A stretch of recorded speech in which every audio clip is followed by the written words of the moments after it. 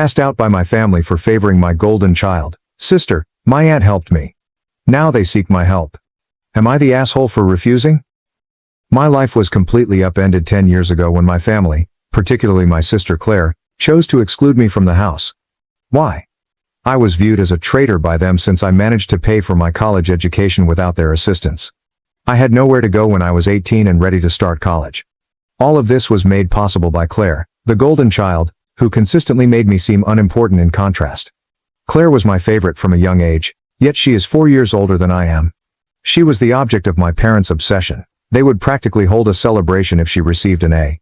You understand what I mean when I say, "Oh, cool. What's for dinner?" When I receive an A. My parents treated Claire like a prodigy by the time she left for a prestigious business school.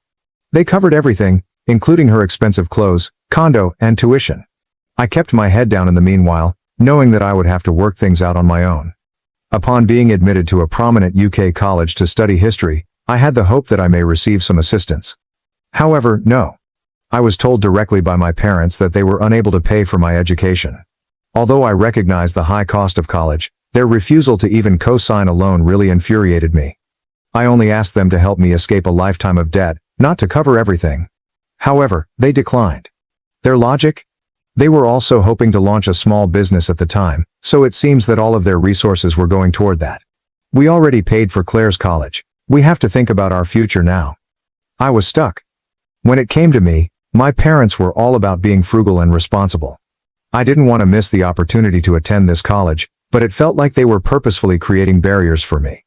My parents had no difficulty spending a lot of money on Claire. I had no choice but to ask my Aunt Denise. My dad's older sister, Denise, is the total antithesis of my parents. In addition to being a brilliant neurosurgeon, she is also quite grounded. There was always this strange tension between her and my parents. They would pretend to be kind at family get-togethers, but it was obvious they were angry with her success. Especially my dad detested being overshadowed by her. At first, I didn't want to engage Denise, but I had to. I contacted her to see if she might cover my tuition.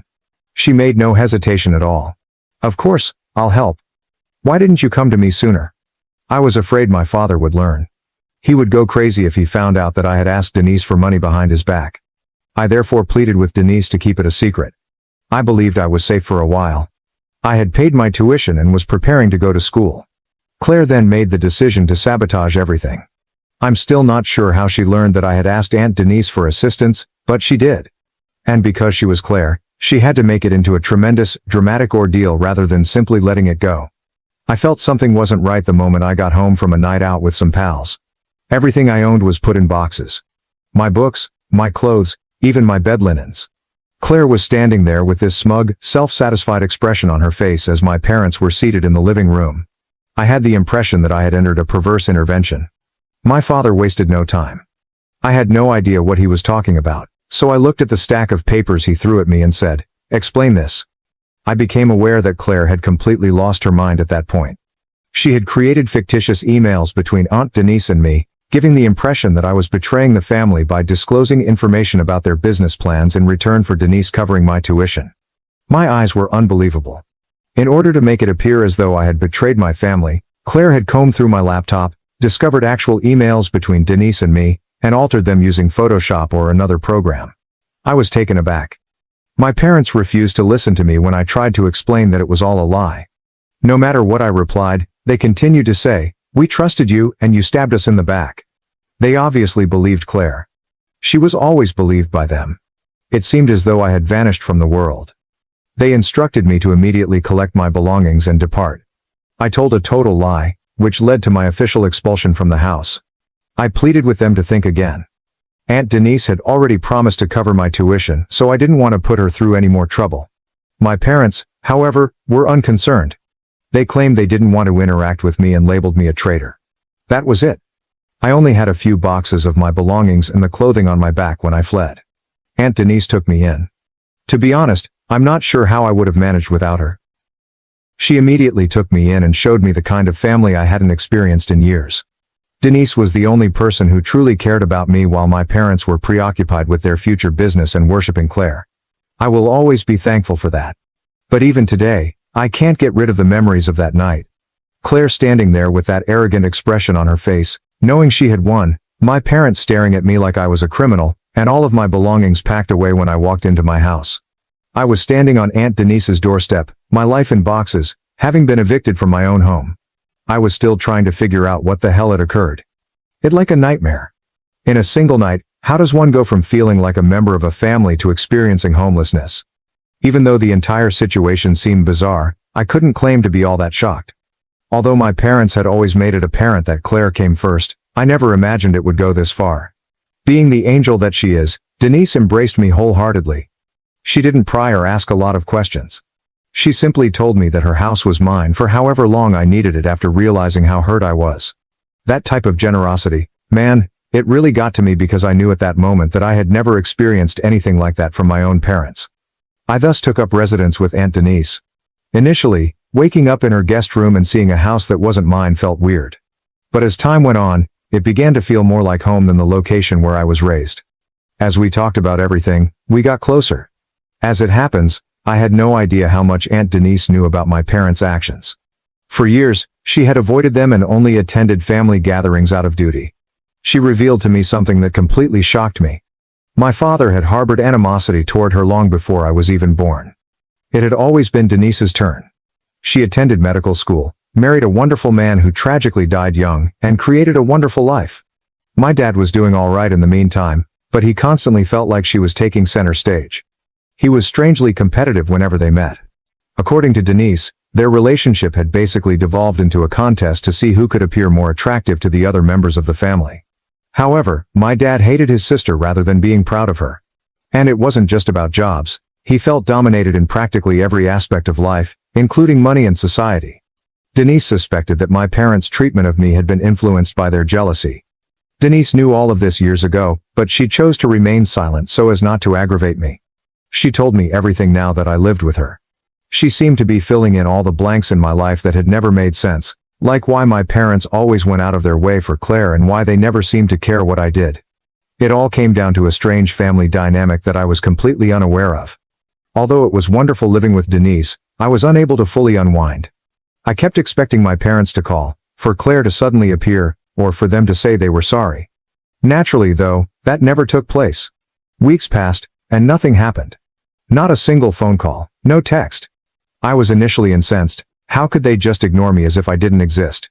But eventually the rage subsided and I became numb. My brain seemed to be turning off all of my feelings so that I could continue to function. But Denise was fantastic. Unless I wanted to, Mom never forced me to discuss what had happened. She gave me time to think things through. She even made sure I had all I needed before I departed for the UK by helping me organize everything for school. I honestly don't know how I would have survived that period of time if it weren't for her. However, despite her backing, my parents' silence was terrible. You would think they would at least check in on your child after evicting them. However, no. A part of me still had expectations, even though I suppose I shouldn't have. Claire texted me about a month after the entire incident. It was just as annoying as she was, which is why I can still clearly recall it. The only thing it said was, "Hope you're doing okay. By the way, don't leave your laptop lying around." That was it. She reminded me that she was the reason I was expelled, but she made no attempt to apologize or acknowledge what she had done. As I gazed at the television, my blood began to boil. Simply put, she was making fun of me. I didn't answer. What was the purpose? There was nothing that made Claire feel bad.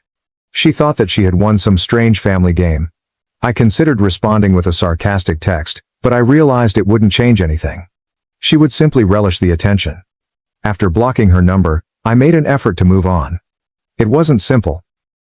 A part of me was still hoping for a message from my parents every time I checked my phone. It could have been a passive-aggressive email from my dad acting as though nothing had occurred, or it could have been a message from my mom apologizing for everything. However, there was radio silence. Denise and I developed a strong routine in the months that followed. She evolved into more than simply my aunt. She became my companion, confidant, and essentially my sole remaining relative. I began to see how dysfunctional my parents truly were. They had devoted so much of their time to making Claire into the ideal daughter that they had neglected everything else. And it would be too late for them to correct it when Claire made a mistake, which she would eventually do. As I was preparing to leave for school, I received a second message, this one from my father. The message was brief and straightforward. Good luck in the UK. That was it. No explanation, no apology, nothing. It was like being slapped across the face. All he had to say after everything was, "Good luck." I didn't even know how to react, so I didn't. I tried not to worry about it and simply erased the message. Denise took me to the airport the day I departed for the UK. She gave me a firm hug and expressed her pride in me, saying she knew I would succeed. Those words, spoken to me by a member of my family for the first time in my life, struck me more strongly than I had anticipated. I felt as though I was leaving behind more than just my house when I boarded that plane. I was leaving behind the aspect of myself that had always aimed for my parents' favor. I made the decision that I no longer needed them after that. I had myself, I had Denise, and I had my future. I wasn't going to waste any more energy chasing after people who obviously didn't care about me, but if they wanted to get in touch, that's okay. I was finished. The UK was a terrific place to live. I made some friends, adapted to college life, and stopped worrying about my family all the time for the first time in years. Although I can't claim to have forgotten about them, I can say that I wasn't thinking about them as much. I was concentrating on my education, planning for the future, and simply attempting to live a life free from the stress of being my parents' shadow. Naturally, though, something had to happen and ruin everything just as everything was going well. I came back to my hometown after graduation, got a fantastic, well-paying job, and then my mother called. Yes, my mother. The same woman who had stopped talking to me ever since I was expelled. It came as a complete surprise. My phone buzzed while I was reviewing some notes for a paper in my dorm room. For a while, I thought I was seeing things when I saw her name appear. My thoughts were racing as I gazed at the television. Do I have to respond to it? Disregard it? Why was she calling me now, after all that had transpired? I gave it a few more rings. Then I took up, against my better judgment. "Hello," I answered, attempting to sound composed despite my racing heart. She was unsure of what to say, as seen by the delay on the other end. At last she spoke something. "Hey. It's your mom. Who else would it be, really?" However, I didn't say that. After nearly 2 years of silence, I simply waited for her to explain why she was calling. After hesitating once again, she abruptly stated, "We need to talk." I couldn't resist laughing. She wanted to talk now? After all, it was really normal for her. However, despite my annoyance, I had a natural curiosity. Why was she contacting me after all this time, and what could possibly be so important? "How about," I asked in the most neutral tone I could. She stammered as though she was trying to find the perfect way to say it. Your father and I, we want to see you?" I could clearly see the direction of this. They didn't want to see me because they felt awful for throwing me out or because they missed me. They were in need of something, and I was very certain of what it was. "Why?" I asked directly. Her delayed response just strengthened my suspicions. Her voice was quieter when she did talk, as if she was attempting to appear worried and maternal. "I've been going through a difficult period with your dad. The pandemic has made things difficult." The true cause for the call was there. It was precisely what I had anticipated: financial difficulties. I knew their business wasn't doing well, but I hadn't heard much about it since I left. Denise had stated in passing that their shop wasn't doing as well as they had hoped, and it made sense that they were having trouble given the pandemic. But after everything they had done to me, I wasn't going to step in and save them. "All right." And, I spoke in a flat tone. I had no intention of making things simple for her. She began, "Your sister, Claire, has been taking care of things for us, but—" I interrupted her at that point. Knowing where this was going, I said, "Let me guess. Claire messed everything up." Her response was sufficient, but there was a lengthy gap on her end. Claire had messed it up, of course. I had no idea why they were taken aback. She always cared more about how she looked than about putting in the effort. It was backfiring.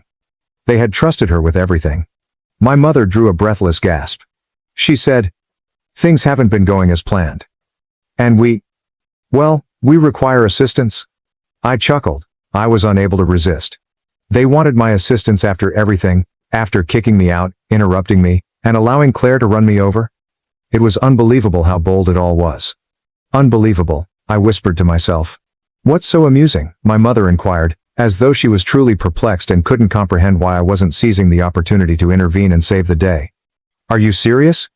Do you genuinely believe that I will assist you?" I said, raising my voice. All the feelings I had been suppressing for the last 2 years were rising to the surface, and I could feel the rage rising.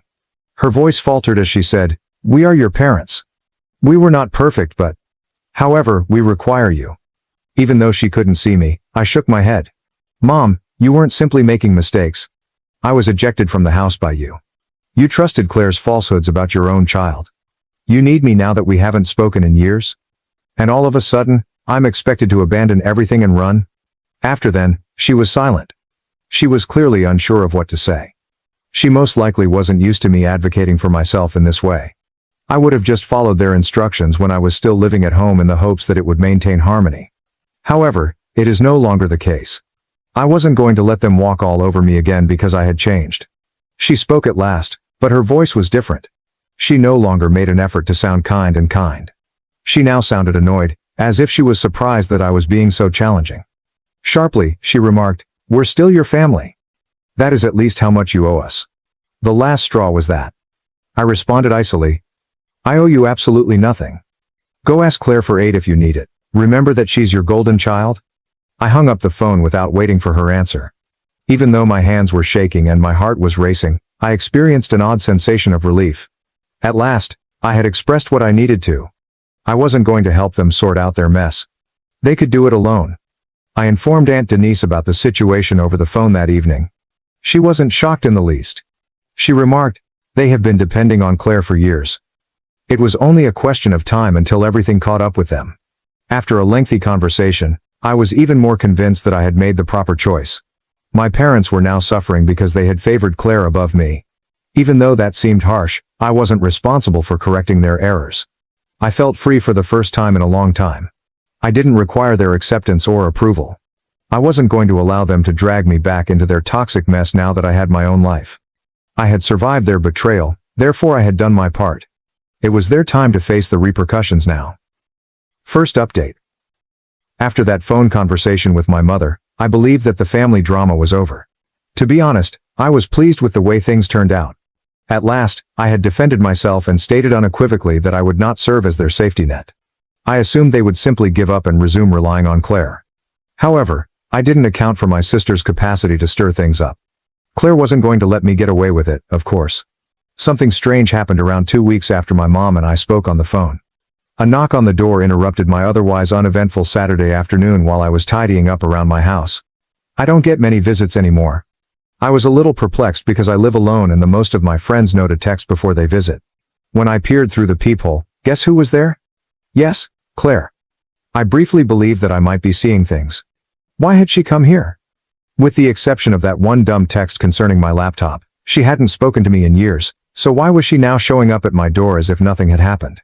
Although my first instinct was to ignore her, I knew Claire well enough to know that she would stay until she achieved her goals.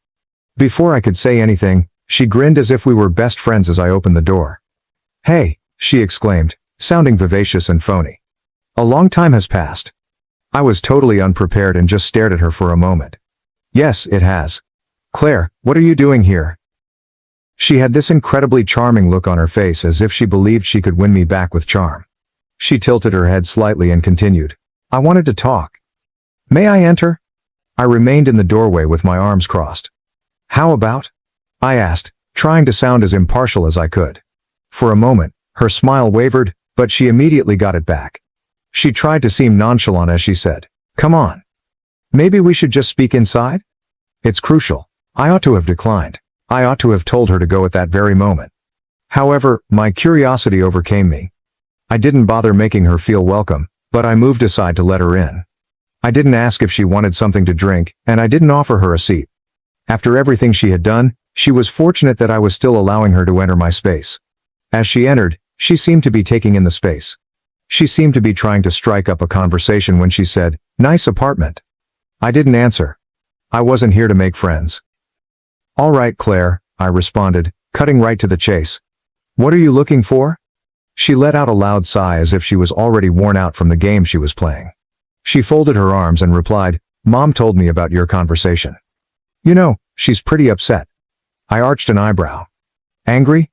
"Claire, she threw me out of the house. What is it that she must be upset about?" As if I were the one acting irrationally, Claire rolled her eyes. "Look, I'm not here to go over anything again. Both of us are aware that you have always been challenging." The casualness with which she said that nearly made me chuckle. "Hard," I said it again. "Are you for real now? To get me expelled from the residence, you made up emails." Is that challenging? She dismissively waved her hand. That's from long ago. I came here in order to put things right. Uncertain if I had heard her correctly, I blinked. Would you like to put things right? I asked, my words brimming with doubt. She nodded as if this were the most logical thing ever. Yeah, she answered. I think it's time to move past the family issues, even though I realize they got complicated and I may have overreacted at the time.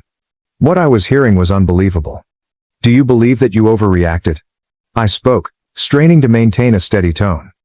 You ruined my relationship with our parents, Claire. You misled them and said lies about me, and now you're just standing here acting as if it doesn't even matter.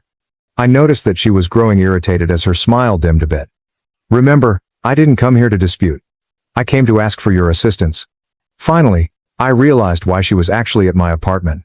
Claire wasn't here to apologize or make amends, of course. I had to give her something. My jaw tightened as I gazed at her, anticipating her next move. Finally letting go of the artificial sweetness, she stated, I've been trying to keep the business going. However, it has been somewhat difficult. We were severely affected by the pandemic, and even though I'm doing everything I can, it's not enough. We are in danger of losing everything, even though Mom and Dad don't want to acknowledge it. With no pity in my heart, I crossed my arms. I'm going to assume that you want me to help you out. Claire made an uncomfortable move. With defensiveness, she stated, I'm not asking for a handout. I simply believe that we might be able to work something out together. I take it you're doing well for yourself? I assumed you would like to assist the family. She was unbelievable to me. She was attempting to use remorse to persuade me to save the family business, which she had destroyed. You figured incorrectly, I replied bluntly.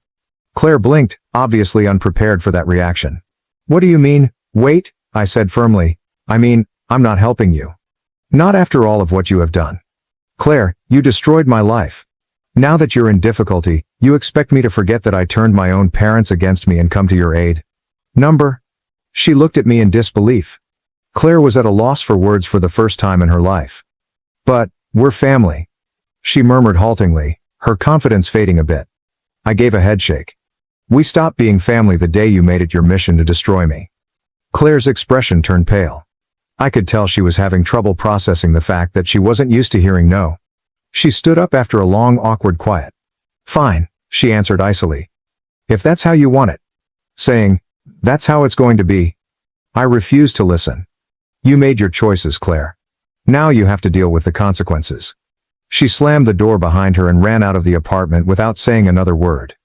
I let the strain out of me for a minute as I stood there. I felt guilty, as if I had been too severe. However, that remorse quickly vanished as I realized everything she had done to me. I felt like I was in charge of my life for the first time in years.